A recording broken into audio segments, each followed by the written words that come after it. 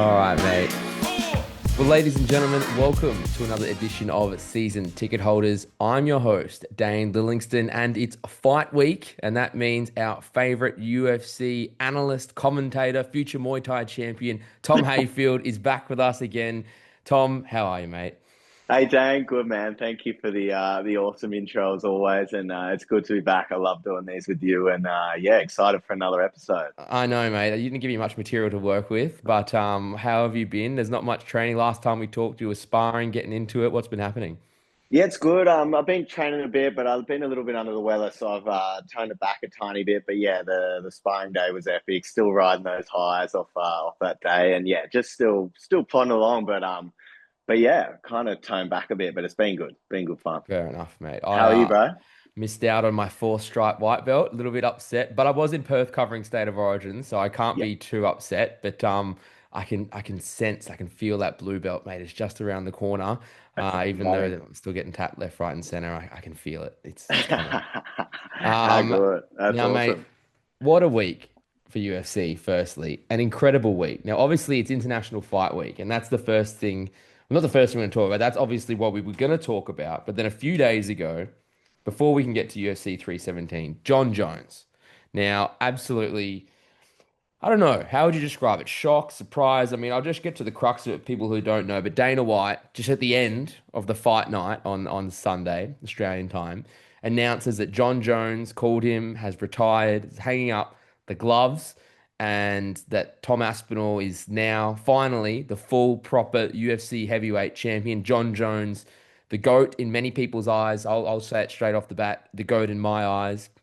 But a controversial start. We all know the stories. He's tested positive, had results overturned. He's had a hit and run. He's been in trouble with the law. There's some pretty interesting videos of him floating around. Not the greatest guy outside the octagon, but when he was in the octagon, an all-time great. There's no disputing that at all. Only one loss on his record, which was a disqualification, which was controversial in itself. Arguably may have lost one or two of his defenses towards the end of his light heavyweight reign. What did you make of it, mate? Was it just a shock news that Jon Jones was done? I think it was just so bizarre how this whole thing played out over the last, 8 months or however long it's been. And out of all of it, you just feel for Tom Aspinall. He's been very strung along. He's now the champ, but it's kind of by default from Jon Jones saying he's done and handing it away. But I think the way that Dana announced it just randomly on the back end of that presser in that wherever where were they? That was the Baku? Is that right? Yes, I don't even know where that is. And Like there's it the was F1 just race there, I'm pretty sure as well. yeah, it's just bizarre. And like I just feel that was almost Dana. He's got the shits like of how this was all handled, and he hasn't given Jon Jones his big fairy tale retirement announcement. It was just like, oh yeah, by the way, he's done. And I feel like that was a negotiation that's been going on behind the scenes for months, and it's obviously fallen apart. And the UFC is not happy, and Jon Jones now has this, illustrious career. He's the GOAT, he's the best, but now everyone's like he's ducked Tom Aspinall, and that'll always be kind of attached to him, I guess. There's a lot to unpack here. There Firstly, I, is. I want to touch on what you said though, but on the way it was all done, the only reason it even came out was because a reporter asked a question at the post-event presser. It wasn't like the UFC had set anything up. It wasn't like they'd released a statement. Dana White just goes, "Oh yeah," what they asked him about what the situation was with the heavyweight Mm, division. "Oh yeah, he called me. He's hung up the boots. It's done." Like what a crazy way to announce one of the all-time greats was retiring, controversial or not. He was the current heavyweight champion, whether you want to debate that or not, or whether he should have been, but he was. And just to yes. throw it like a crazy line, I mean, classic Dana White. He doesn't give a Mm, shit. mm, Um, but to do it like that, and obviously we're heading into International Fight Week, which is supposed to be this big celebration of the UFC around the world. They always have a massive card, to light it up and that type of thing. But for them to just to throw it out like that, disrespectful to Jones, disrespectful to Tom Aspinall. Oh yeah, he's the heavyweight champion. I mean, mm, you'd think they could mm-hmm. have handled that whole situation better, right? Because that was crazy. It was so bizarre. And like you said, if that journalist hadn't asked that question, would we have got this Would we have information? found out? That's the I question. and like you said, the way he just threw it out there like it's nothing. It's like, no, no, no. This has been the talk of the everyone's lips and within this company, with the whole world's talking about it, and yeah, it's there's so much to unpack. Like it is just bizarre the way this whole thing played out, and um, I think they made the offer and matched the money that Jon Jones Mm. wanted. They gave him his FU money. They gave him the apparently the 30 mil or however much it was that he wanted. And then Dana White was so confident. He's like, this fight will happen. Everyone 100%, I relax. think he said. 100% it will happen. Exact. And now look at it. And it's just and all you can put it down to is Jon Jones changed his mind and didn't want to fight. Well, that's what it felt like, right? I saw what I've just a quick Google guaranteed 12 million to fight him, which, in the UFC, that's a lot of money. Fighters don't get paid that much. Even No. officially, Connor would only get a few million, but obviously he made it back in pay-per-view buys and stuff like that. But Mm, I've always been a big defender of Jones. And I did think originally when he said it, 6 or so months ago, it was about the FU money, like you said. He wanted that big paycheck, which he did deserve because he has been the biggest star in the UFC for so long, the youngest ever UFC champion at the time when he did it.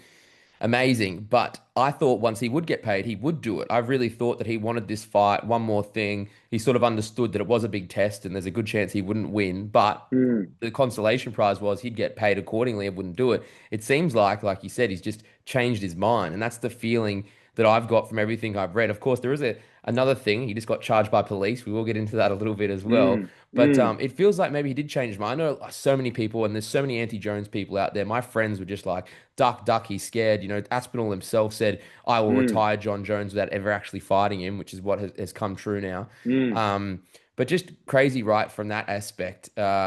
And what Do you, has changed his mind? I wonder. And I yeah, don't think Jon Jones is scared of anyone. Jon Jones is Jon Jones. Like yeah.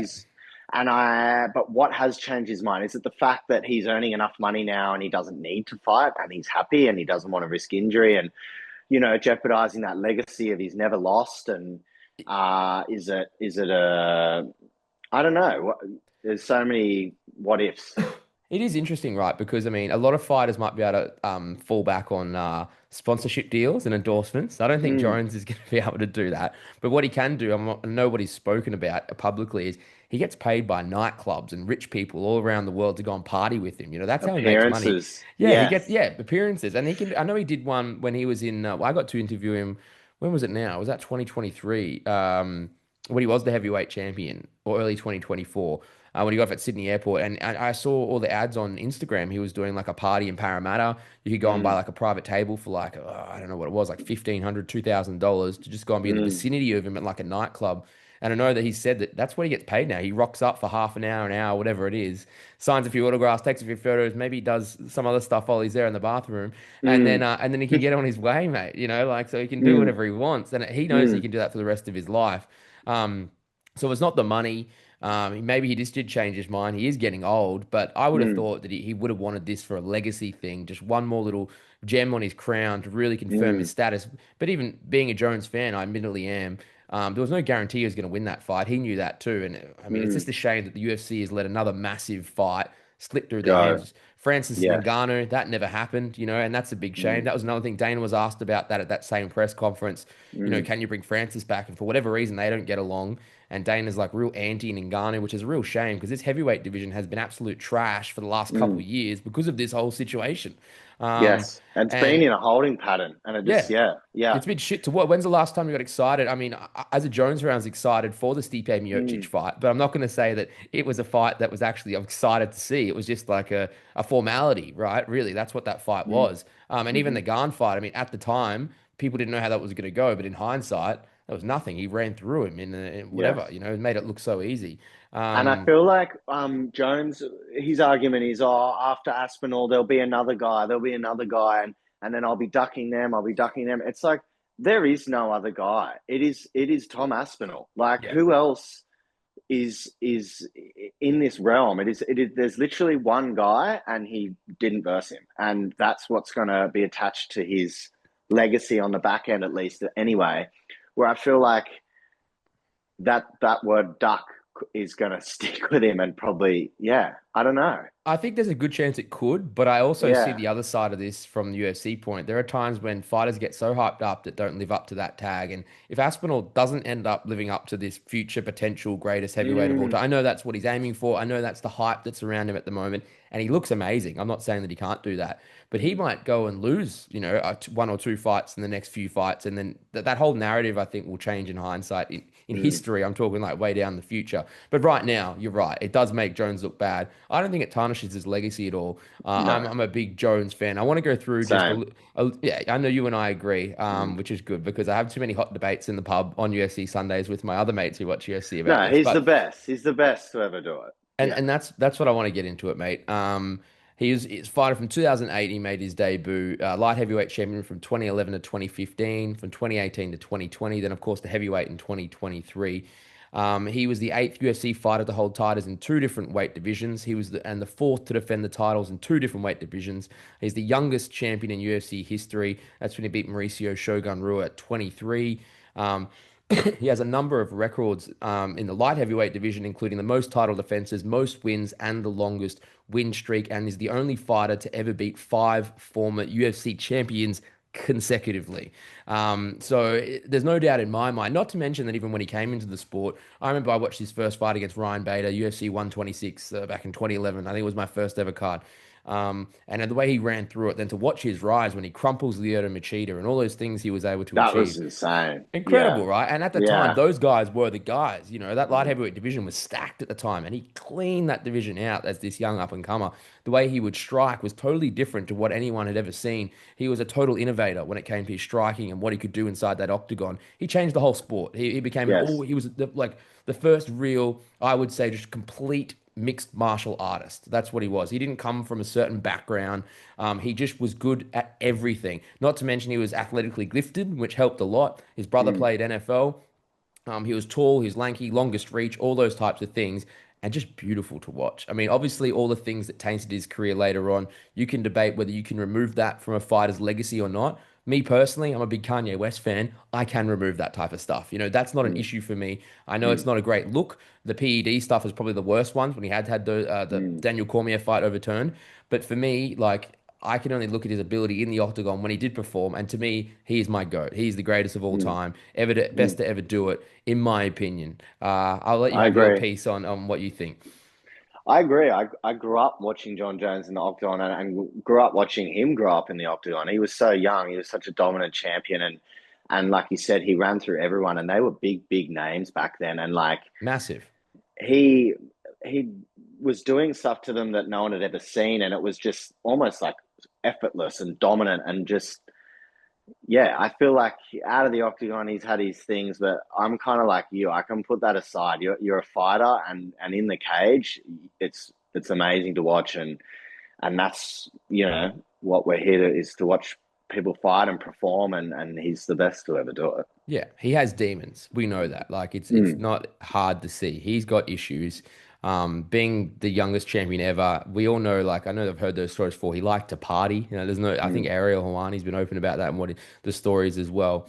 Um, but I do want to get to just he did obviously the way that came out was interesting, but then Jones himself announced his statement saying he's officially retiring, comes after a lot of reflection, and he wants to just express his deepest gratitude for the journey over the years. So he thanked the UFC, thanked the Dana White. He said, "It's I've closed this chapter of my life and look forward to the new challenges ahead. MMA will always be a part of who I am, and I'm excited to see how I can contribute to the sport and inspire in new ways. Thank you all for being part of this incredible journey with me." So, look, that's it. The first thing my initial reaction to was, is this like a Conor McGregor thing where, he's announcing mm. his retirement, but it's just a ploy or whatever? But I get the sense that this probably is it. It's just a shame the way that it came out, just with no fanfare, no fuss. It was just sort of dropped at a press conference, which I think is crazy.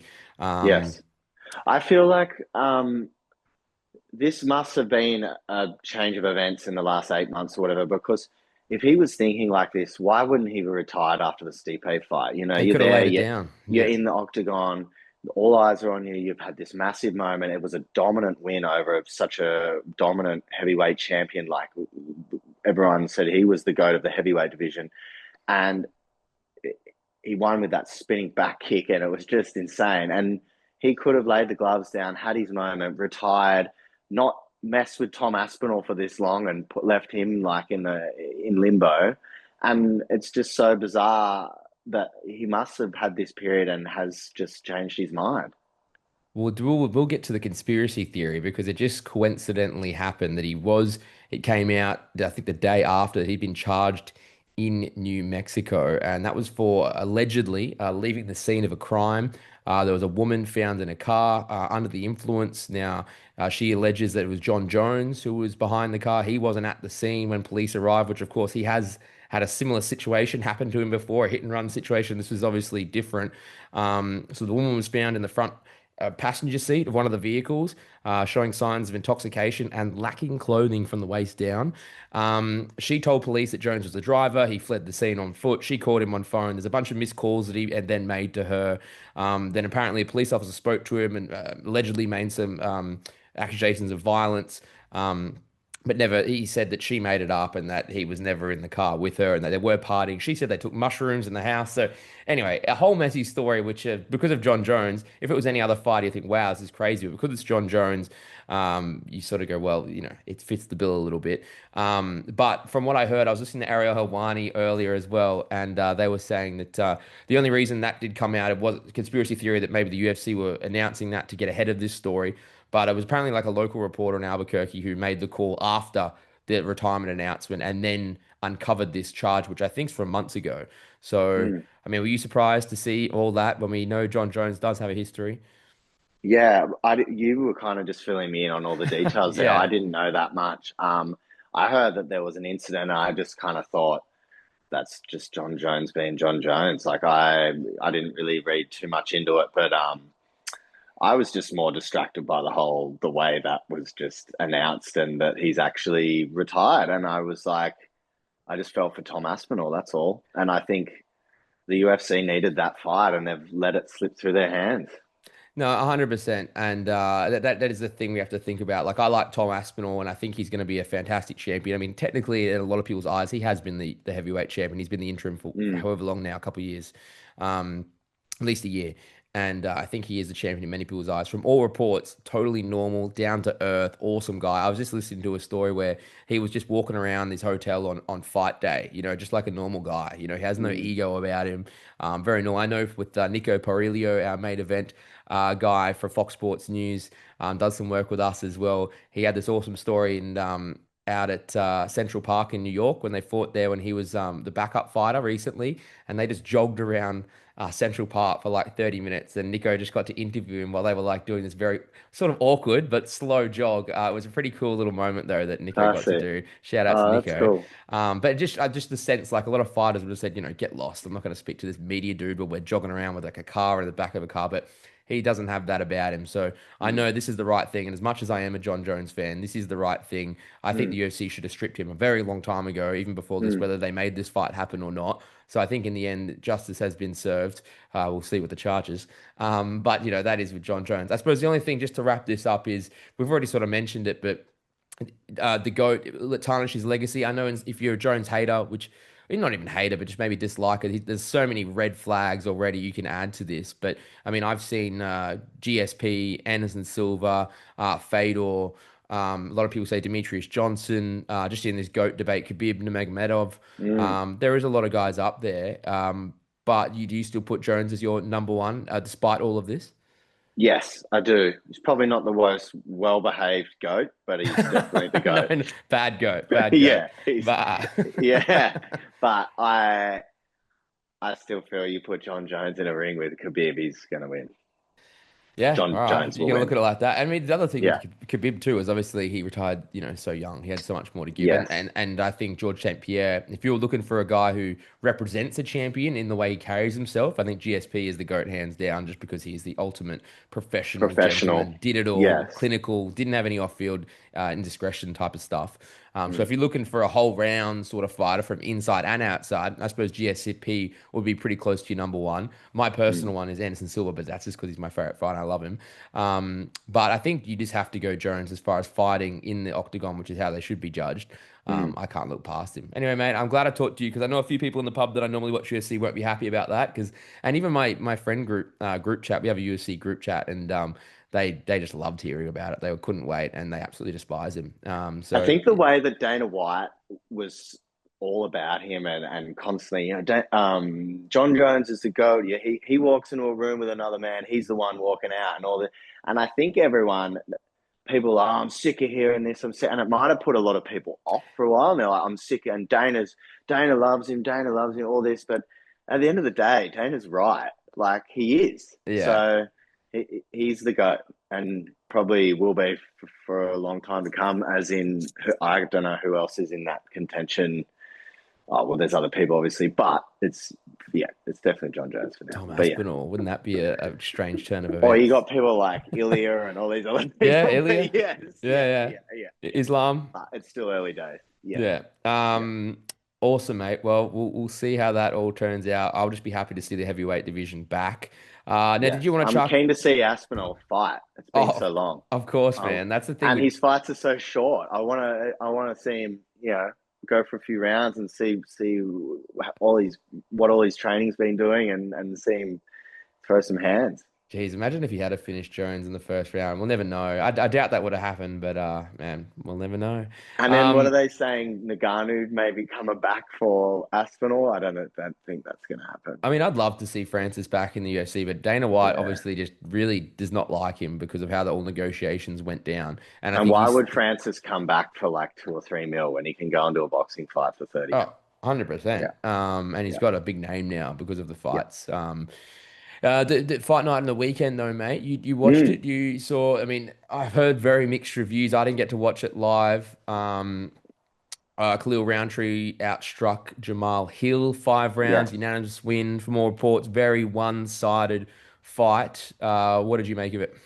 Yeah, it was good. He controlled him. It was dominant. He obviously had a game plan. He followed it. A few low leg kicks early, and Khalil, I know he's been training with Liam Harrison and working on his Muay Thai and his stand up, and it was cool to watch. And yeah, it was interesting at the end of the fight. Jamal Hill kind of it went the distance, and the bell rung, and Jamal Hill kind of went straight up to him, and he wasn't aggressive, but he was like Herb Dean was there and was kind of on edge, like keeping them separated. But he was almost like, why didn't you fight? Like, why didn't you push forward? Why didn't you engage? Like, He's an and idiot. Khalil's like, man, you're a good fighter. I had to protect myself, and I had a game plan. I stuck to it. So yeah, it was interesting. I've never really seen a fighter come up to a fight at the end and be like, man, like, why didn't you engage? What's your problem? Like, yeah, it was an interesting little sequence of events there at the end of the fight. Got no time for Jamal Hill. Always an excuse, and I hate people who just always make excuses. Like he's Yeah. always got something, and that's saw It's his like, man, you face. just got dominated for five Yeah, rounds. yeah. Just And then shut his up. his Yeah. face when they read out the decision was like he thought that he somehow won when it's this complete lopsided, one-sided decision. And then I He's did. never really come back from, was it an ACL or something? And he was out for a bit, Was it? Jamal I'm not Hill. sure. Yeah, I don't know. He got injured and then he's never really bounced back. But Well, yeah. well, on injury, Roundtree revealed that he tore his meniscus 3 weeks before that Oh, fight. So if we're talking about injuries and someone who makes next level. excuses, he's a warrior. I mean, to watch his Yeah. face get pummeled by Alex Pereira, You can still um, see the scars. Like oh he's got mate, those scars for life I from don't that think fight. anyone recovers from that pummeling that he got. Amazing Oh, fight, but yes. I hope he's okay in the future Do you life. reckon he's now back in title contention? Like him against Mogmeg Ankalaev would be interesting, but then obviously they're probably going to give the rematch to Pereira. Or imagine Pereira moves up to versus Aspinall. That is the one thing we didn't touch on because See, obviously, that's a good fight. yeah, yeah. I And that mean, gets the spicy. That gets the heavyweight division going. Like, I yeah, think it's the biggest headline fight they could make, but I'm pretty sure Pereira is pretty locked in to rematch Magomed and gotcha. Kalaev. And I he think did Aspinall would roll him anyway. Pereira. Yeah, he's too big. That's the shame, man. Like I love Yeah. Pereira, but he is a bit one-dimensional, and I don't Mm. think it'd be much of a contest against Aspinall. I mean, he could just take him down, or probably do it on the feet. It'd be very interesting. But Yeah. on Ankalaev too, he tweeted that he was falling asleep watching that main event. He tweeted during the Mm. fight on the weekend, Mm. and apparently I also read that some people actually were walking out because they thought it was boring Mm. during that card. So interesting, but. Anyway, good for Roundtree because he seems like one of those all-round nice guys, and anyone who can take Yes. that beating from Alex Pereira, I mean, you got to appreciate the heart of a fighter, right? There's a certain aspect of like technical ability and all types of things, but heart in a fighter, like that's what you want to see, especially as a fan, man. Somebody who doesn't give up, doesn't quit, and just a Yes. warrior. I'm not going to say it's good for CTE and future brain in life, but it's awesome to see in a fighter. Yeah, no, all respect to him. He's a bit of his story. Like he was like a concreter or something, and was fine. I was going to throw it all away, and then his coach was like, "Oh, you got to stick with it." And look at him now, and good on him, man. I hope he's earned lots of money, and he deserves it. No, it is awesome to see. All right, mate, let's get to the main event. Literally, UFC 317 this weekend, Oliveira versus Topuria. Watch Countdown, doing all the research. And I'm keen, man. I'm looking forward to this fight. They always try and put on a big fight, big card for this week. Oliveira, interesting. He's rated like a $4 outsider, which is, Wow. that's pretty tough, right? And Ilia Topuria obviously moving up. Islam Makhachev vacated the title to move up like this. What are you thinking? Like, I mean, Topuria is undefeated, 16-0, six knockouts, eight submissions, only two decisions. Very interesting too. I was looking at his record earlier. He had submissions in like all of his early fights, and then it was only when he came to the Wow. UFC where he started knocking people out. So it was really crazy to see. I think he had a decision in his very first UFC fight. And then he went through, and obviously his hands have come such a long way because UFC fans have just seen him as this crazy knockout artist. But he Mm. does have that well-rounded background that I suppose we just haven't really seen recently because he's just been able to knock it out, none more so than his last two fights. Obviously, with heavy hearts and Alexander Volkanovski fans to watch the way that he took the title in devastating fashion, Mm. and then to back it up to be the first man ever to knock out Max Holloway. So pretty crazy. He's done massive things in Spain. He's started a promotion in Spain. Now it's now the biggest MMA promotion in Spain. So he's giving back. Again, just another good guy. Firstly with Topuria, I mean, what have you made of him? Yeah, the most insane rise in the UFC we've seen in some time. It's Conor McGregor style. It's I don't know. That's interesting that he was all submissions and then all now knockouts. Like everyone just thinks he's Right? this crazy knockout power. I didn't know that, so I've learned something there. That's awesome.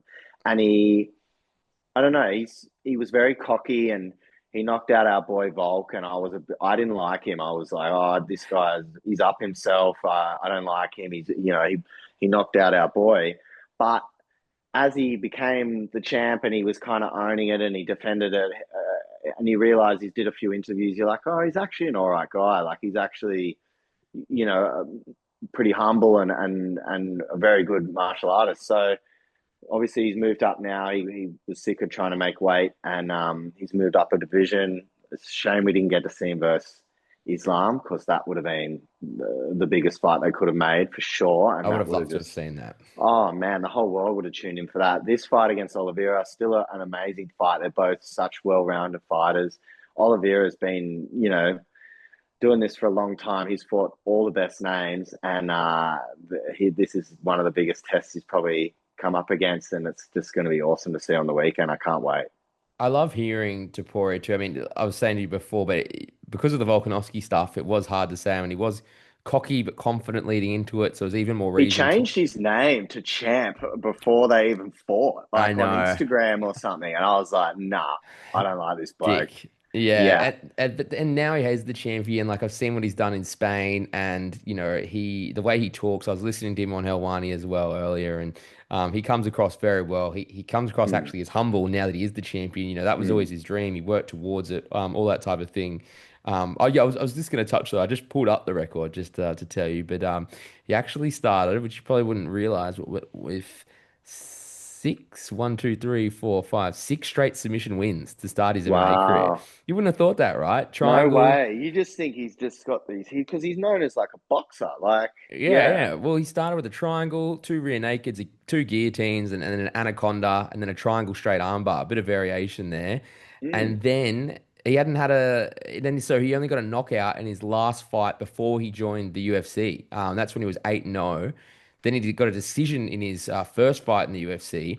And then since then, he's had what, one, two, three, four, five knockouts in the UFC, including obviously two ones in title fights, which are the ones we're all going to remember. And Josh Emmett mm, put him into the decision before that. So that just gives you a little bit of his background because, yeah, I was a bit surprised too. He's a black belt in Brazilian Jiu-Jitsu, but obviously we'll get to Charles Oliveira now, but he is a fourth degree black belt. So that's a bit of a higher mm, level as well. mm. Obviously rated a big outsider, but we can't forget the legacy of Oliveira, man. He's got the most finishes in the UFC with 20, the most bonuses in the UFC with 20, and the most submissions with 16. That's in history all time, So that's where he is. That's where he stands. Obviously lost the belt now to Islam back in 2022. But he's very hard not to love. We obviously saw him dominate Chandler in that last fight in decision, where Chandler really didn't stand a chance besides doing the old backdrop, which was more for the Yeah. fans than anything. Yeah. Um, and again, a guy you just can't hate. He says you spoke about his story. He comes from the slums in Brazil, and now he gives back. He runs like this gym for kids who are also from disadvantaged backgrounds, and just gives back and hopes that that he can help with the parents to stay away from that type of life. So he's hard not to love, but Yeah. he is getting on, and he is rated a fair underdog in this fight Mm. to try and win this title, this vacant title. Um, do you give him a chance based on all that experience and everything he can do? But like I said, Topuria is probably more well-rounded than we give him. That Mm. people have given him credit for, thinking he's just this knockout artist. Mm. How do you see Oliveira, and can he do it? You definitely give him a chance, just with his track record, with his experience, with his skill, with he's so well rounded.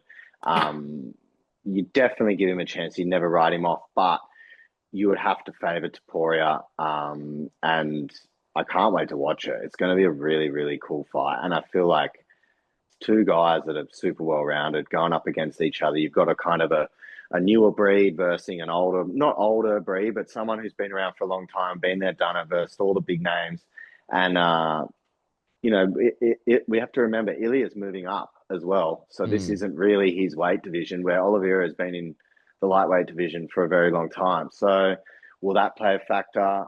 Who knows? But we'll find out on the weekend. Yeah, yeah, that's what I mean. That's the interesting thing. Like he's always wanted to be a lightweight by the sound of it. Like he just that featherweight cut seemed to really get to him, and he was very Mm, honest about that. mm. Obviously, defended the belt once, which you'd say you need to do more, but he seemed to be pretty adamant that was he had to go up for the weight. That's how Um, gnarly cutting weight must be, because these dudes are like the toughest dudes you come across, and you like they go through wars and bruises, broken bones, cuts, and they're like, I can't cut weight to that, like, and they're not quitters. That's how gnarly cutting weight that's must that's a be, good point, dude.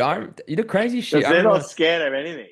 I, Like, yeah. when I first got into UFC and then watched everything, and then like I said previously, I got caught up with all the content and started watching those early seasons of The Ultimate Fighter.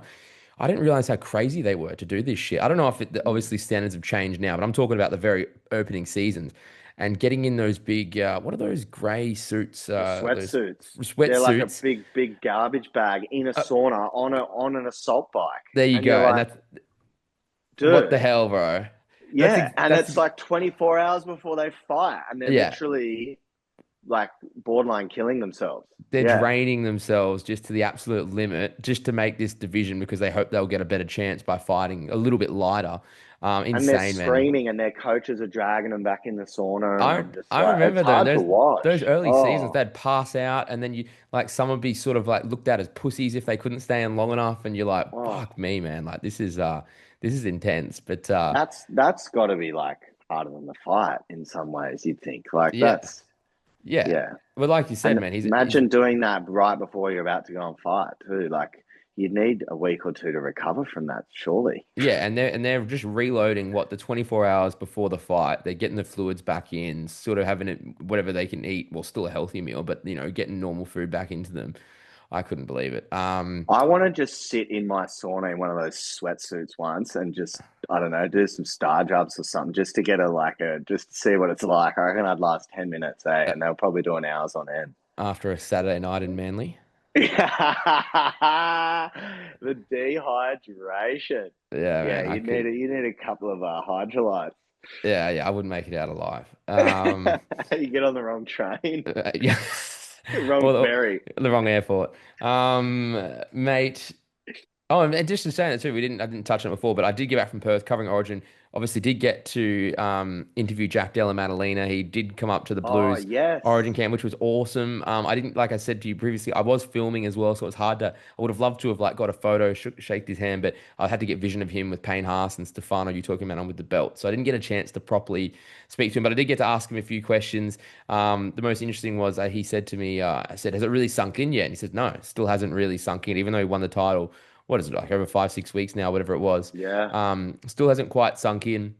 Um, but yeah, he's calm, cool. Like he's just so not like a Volk, man. Something about the Aussie fighters, but I mean Whitaker's the same. They're just so chill. Yes. Um, even the New South Wales media lady came up to me after Tracy, and she was like, God, he's just like a normal guy. You wouldn't know he's like a UFC champion. I was like, yeah, that's sort of the the character of the Australian fighters would be created. Volkanovski, Whitaker, and now him. Yes. And he said, yeah, he still can't believe there were two UFC Australian champions concurrently, and he hopes there'll be three. So he was awesome to chat to. I heard a stat today that there's two Aussie champs and there's no American champs right now. Is that right? Yeah, yeah. I didn't Yeah, think of it it's like like that. the first time I think since 2008 or something. There's been no American champions. Wow. And there could be a New Zealand champion this weekend, which we'll get to very Yeah. shortly. But just tips. We haven't done that yet, mate. hmm What is your tip for this fight? I'm going Ilia, but I don't really know how. It could be a knockout or submission, or it could go the distance. Like I can't really pick it. Just because Charles Oliveira is such a warrior, and I can't see him quitting or like he's yeah. I'm gonna Give say me something. Ilya by knockout. Ilya Sorry, by that was knockout. just me thinking out loud. No, no, that's it. So I was just Mhm. checking sports bet shout out, still waiting for the sponsorship, but $1.21 Ilya's paying just to win. It's $1.70 for knockout. So that's obviously heavily favored that he will Yeah, knock that's not Oliveira much. out.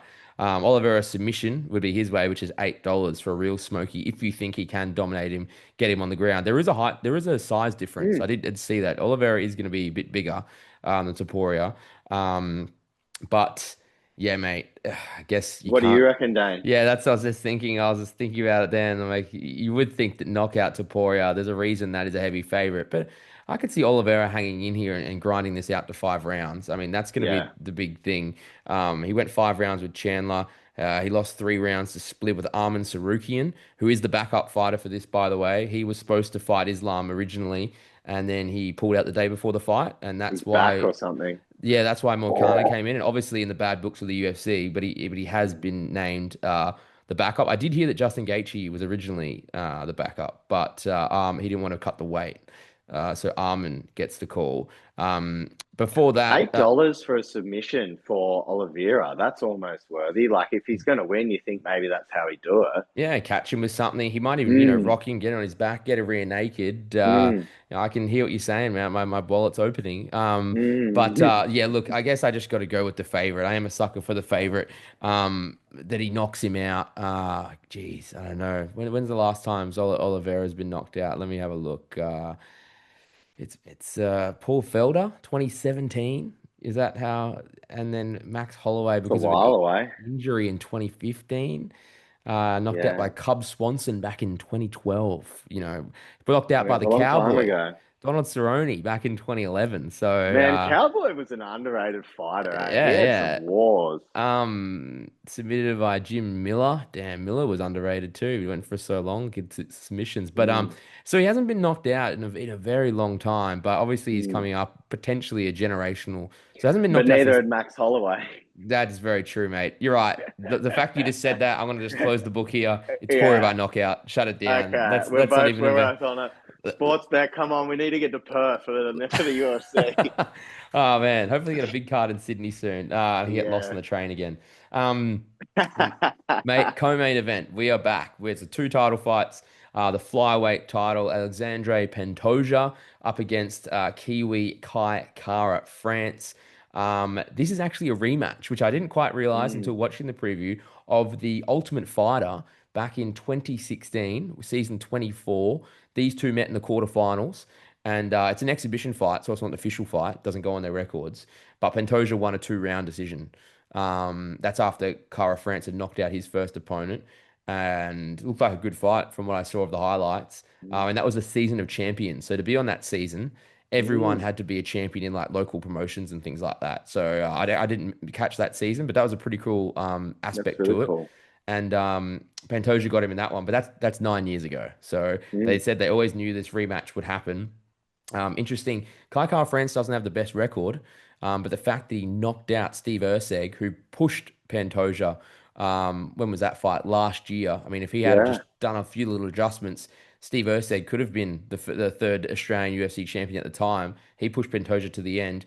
And then most recently, Pantoja did very well submitting Kai Asakura, the Japanese fighter, back in December, who I also bet on. That was silly, but he was exciting, but he made it look easy. I believe that was a sub in the first round. Mm. So Pantoja looks the real deal, man. I'll let you go, man. What have you made of Pantoja's run?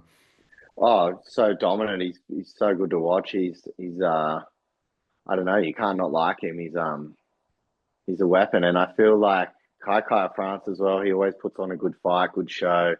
He has that knockout power.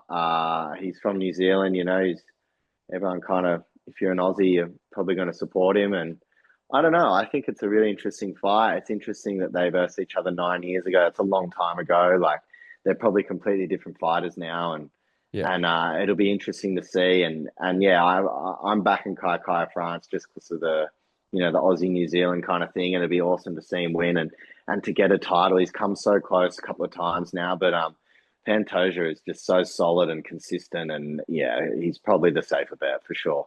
Yeah, Kyra Francis, I think, is about a 3-1 underdog rated in this. But just looking at Pantoja, second round, he got that submission on Asakura, and that decision with Steve Erceg was back in May, which was also Mm. in Rio. And Um, Ursig, that was random. He just got a mad call up. Like he was not really on the scene. Like he was pretty new, and everyone was like, "Who's this guy?" Michael Versus Scott from The Pantoja. Office. Yeah, pretty much with his list. And he leans into it. But then he almost won it too, that would have been a Yeah. massive like Rocky fairy tale story if Erceg had pulled it off. Um, which was unfortunate. Pantoja hasn't lost since 2020, so undefeated for the last 5 years. Won Wow. that flyweight belt back against Brandon Moreno back in July 2023 and has defended it three times. And he's looked pretty good. I mean, obviously that submission in that fight. Uh, yeah, man, his record is 22-5. He can do a bit of everything. Eight knockouts, 11 submissions, 10 decisions, so pretty well rounded. He's only ever lost by decision, so no one's finished him. Impressive. Kai Kara France, obviously, it's a bit of an interesting division, the flyweight at the moment. They obviously, I think the UFC probably would have been hoping that Erceg beat him, so they could be a bit of a rematch because that was an interesting fight. Because Cara Mm, France doesn't have the best recent record. I saw mm, Dana White say it was interesting wording. He said he's won three of his last four. No, sorry, three of his last four wins in the first round, and I was like, oh, that's interesting. But then I realized wins was the key word because he's lost two of his last three fights. It was just his three of his four fast wins. Steve Erceg, that knockout came out of nowhere in the first round back in August 2024, but he lost a split decision to Amir Albazi in 2023, and then he had a year layoff back in July 2022 for the interim flyweight title at the time. He got TKO'd by Brandon Moreno. So he's only mm. had three fights in the last 3 years. So he's dealt with some things. Before that, he was 24-9. So not the most incredible record, but like Steve Erceg having a couple impressive knockouts himself, that TKO has really just catapulted him straight into this flyweight division picture. And the one thing about him, man, these are flyweights. These are my division, but he has knockout power. You Yes. know, like he has absolute knockout power. I think Daniel Cormier asked him about it after his that performance. He's like, you shouldn't be knocking people out at your size. You know, we're Mm, talking about like what is it, 60 kilos, whatever it is, and 5'5", 5'7" type guys. I know all about it. But like, you know, killers, bro, killers. Like me yeah. knocking you out, Tom. It wouldn't happen. Yeah. I don't know. It's I couldn't nuts. see it. It's Uh, nuts. uh, He's um, yeah. It's cool to watch though, and like when it does come off, you're like, fuck, it's awesome. Just because he's just this little weapon that's just and the speed and the pace of the fights, and it's so cool to watch. oh, 100%. And super skilled. And to have that firepower in that division, Mm, it's what it needs. Because I remember I loved the Mighty Mouse and how dominant he was, but like he was just so fast, quick, and dominant. He was running mm, around all the time, mm. but they were always 5 round decisions. And you know, there is a certain point. It's like you would like to see a finish every now and then. You do want to see a Yes, knockout, or a submission, which both these guys are very capable of. And one other thing I was going to mention about Kyle France, big Warriors fan. Obviously, it is an NRL podcast as well. He's been their wrestling coach for the last 3 years, so he's a that's massive. cool. Yeah, he's a massive Warriors Yeah, guy. They actually had a segment on Countdown where they showed him going into the Warriors dressing room, talking to the players. They all love him with him and just talking to him. And yeah, massive fan. He says he's been going to games since he was a kid.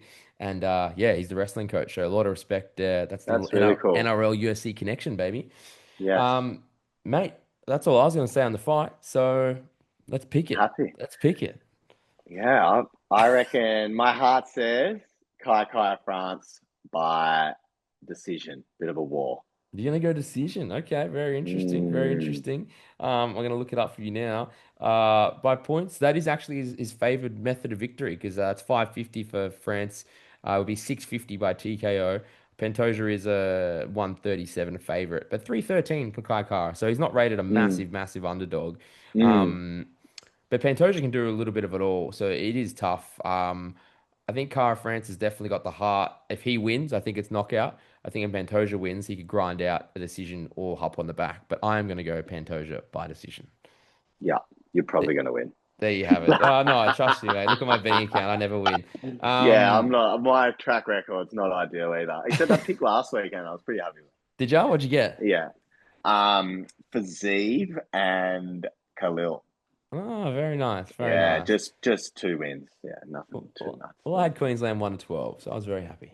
Uh, Yeah. Shout um, out to Sportsbet, eh? 100. That was actually pickle bet. So I'm going to spread my bets around here. Pickle. Pickle bet. I like I've a good never pickle even bet. heard of pickle It's a bet. nice app. Nice app. Gamble responsibly, but it is a nice app. Yeah. Um, Mate, rest of the card, again, we probably say this a little bit, but a little bit top heavy, I'd probably say with this card. Just looking at the rest of the fights, I made notes that interesting. It's all little guys as well. So the flyweights also will take the third main fight on the main card, Brandon Royval versus Joshua Van. Royval is the number one ranked in that fight. So definitely could face the winner of the main event, co-main event, and then Beneil Dariush in the fourth fight against Renato Moicano, who's back. So we just talked about him a little Mm, bit. Obviously, stepped up on short notice to fight Islam back in January, and just like short notice, it was a short fight because it was a got first round fed. submission. Yeah. So he's But trying. ballsy. Good on Yeah, him. so he's Yeah. bouncing back, but Dariush is coming off back-to-back losses. So I guess this is a fight where you're like, well, let's just Mm, see what happens. And then the final fight to round the main card, which is something I really can't tell you much about, is Peyton Talbot versus Felipe Lima. It's a 9-1 versus 14-1. So I guess there's a few nice records, but yeah, not like the most exciting sort of fights to round out the main card. Yeah, I heard that Peyton Talbot guy interviewed on Ariel Hawani's show, and he seems like a pretty nice dude. So hope he wins. Yeah. The other one I Yeah. wanted to mention just on the prelims was Tracy Cortez. I followed her career. I Mm, really like her. mm. She's coming off a decision loss to Rose oh man, I just butchered that. Namarunes. Let's say it out loud. Get on my head. To Rose, to Thug Rose. Let's go with There you that. go. Yes. Um, so yeah, I always like watching her fight. And then Hermanson, I think, is the main fight in the prelims. So it'll be an interesting card, mate. Yes. I've just worked out that I will be able to enjoy it. I've got a table at the Sporting Globe, which is my favorite place to watch UFC in Sydney, down at Barangaroo. I think they were doing some works on it. So I've got my table booked for midday. So I am locked in for this main Oh, card. Leslie, go. How good. Mate, there's a big beer tower and Buffalo Wings calling my name. who are you going down with? A few of your boys, A few or of the guys, SBG yeah, guys, a couple of the boys. One of them just got their blue belt. So can't wait to catch up with them. And nice. yeah, it should be Just some nice, mate. gym chat down there, Gym chat, mate. Yeah, I got to get to that blue belt. I need some tips over a beer. Yeah. Why not? And I heard it's supposed to be a nice day, so can't wait to catch it. You are busy, I think. You're gonna try to catch the fights. Yeah, I'm away this weekend, but I'm definitely gonna try and swing into a pub, and even if I just catch the last two fights, I'll be happy. And yeah, I can't wait. It's gonna be good. This is one of those cards where you probably would just be happy catching the main two. In all honesty, I know hardcore MMA Yeah, fans, but in your situation, it's like it's not one of those cards you dine out. Like, I really want to make a yeah, day of this and get there at midday. yeah. I'm more pumped for Poirier Holloway. That's where I'm like, I'm locking in. Yeah, Yeah, yeah. gonna be good fun. You're a big Poirier fan. I'm doing dry July though, so I can't really lose Oh, for that. mate, are you gonna make it? Yeah, yeah, I'll make it, but I'll be off that day when I can't drink for sure. I'll be Oh, geez. licking the screen. What are you gonna be like on August 1? That's the bigger question. Oh yeah, that's when you and me catch up and we go on Oh separate no. trains. Yeah, last time I drank with you, I got lost and got the train to Western Sydney or something, mate, and Mrs. was not happy, so I'm not drinking Straight with to you again. Penrith. Can you imagine? Yes. Jesus, August 1. Everyone, ladies and gentlemen, watch out for Hayfield. He's Northern Beaches. He's gonna be a tornado. Calling in sick August 2nd. And potentially all of August to see how he goes through Joshua. Yes, how good. Nah, awesome to catch up with you, mate. You're gonna get back into that fighting stuff now as well. You've recovered, get back to healthy, get back to your Yes, routine. yeah, we're back on. Yeah, no, I'm looking forward to it. It's gonna be good. I've still been dabbling, but I've definitely ramped down. But I'm gonna get back on the horse and get it going. Awesome, mate. Can't wait to see you Yeah. fight for that Muay Thai Australian title coming soon. Tommy, thank you as always, mate, for joining us on Season Ticket Holders. Thank you, Dan. Thanks for having me. No worries at all. Anytime. Thanks everyone for your support and listening to Season Ticket Holders. We'll catch you next time. Enjoy the fights. Take care. Bye bye.